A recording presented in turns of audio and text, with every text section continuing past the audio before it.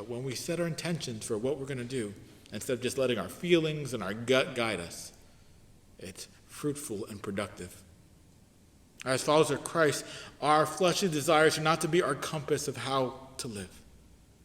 Because you're going to have a war, and early in this it says, there's war against your soul of these fleshly desires.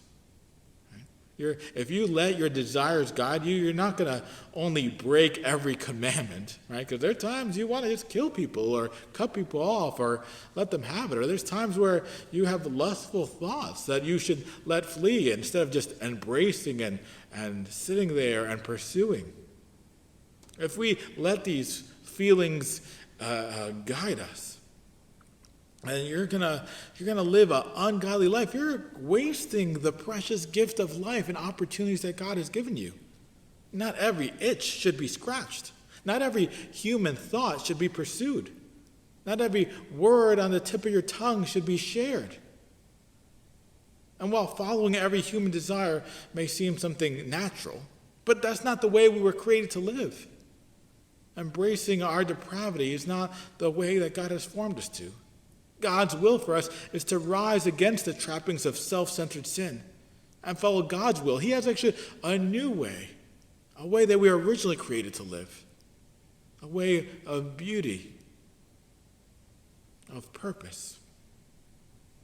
And whether you're a recent Christian, maybe a new believer, some of you in the last year or two, or maybe you've grown up in the church and embraced the faith in Christ for a long time, no matter how long you've been walking this walk, you have wasted enough time following yourself as the pagans do, right? Because one day doing that is a day wasted.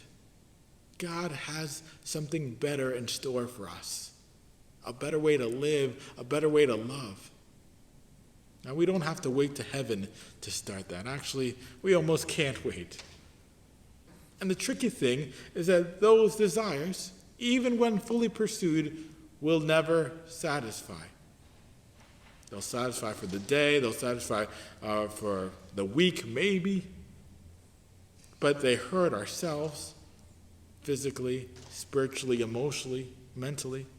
They hurt our relationship with others when we live in this way of treating other people as objects, when we run over people's feelings and emotions.